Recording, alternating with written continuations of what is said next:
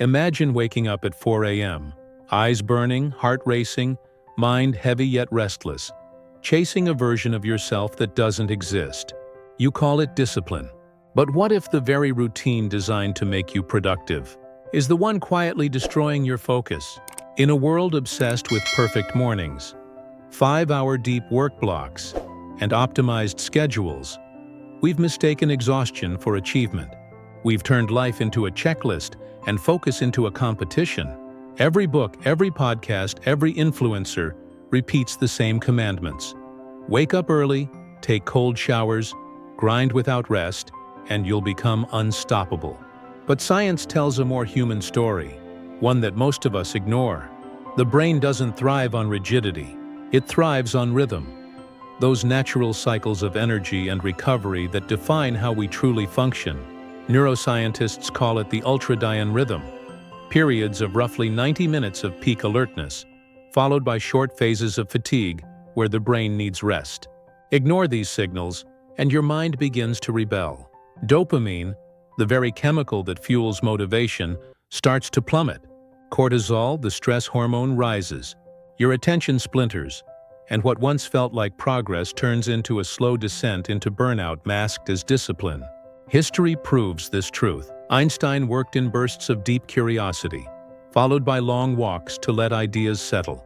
Charles Darwin's schedule included naps and nature breaks, not endless work. Maya Angelou wrote in short, intense sessions in quiet hotel rooms, respecting her mind's natural ebb and flow. None of them lived by the kind of punishing routines we glorify today, yet their output changed the world. Step by step, here's how the modern, perfect routine unravels your focus. At first, it feels powerful. You're in control. You wake early, push harder, and feel superior to your past self. But within days, fatigue sets in. Your body resists, sleep shortens, energy dips. You drown the fog with caffeine, push through the exhaustion, and call it discipline. But behind the scenes, your brain is conserving energy, shutting down the creative circuits it doesn't have the fuel to power. The result?